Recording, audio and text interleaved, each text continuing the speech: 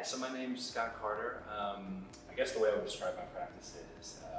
it's somewhat of a mix between my interest in electronics, music, sculpture, and somewhat furniture design and object design. I think these are areas that I've always been interested in, and so at this point in the past couple of years, I think I've found a way to really blend those different facets of my practice and those different things I'm interested in. And I guess in the tactile way, as you can see here, like I love building electronics and incorporating that into my work, and so that's kind of what I've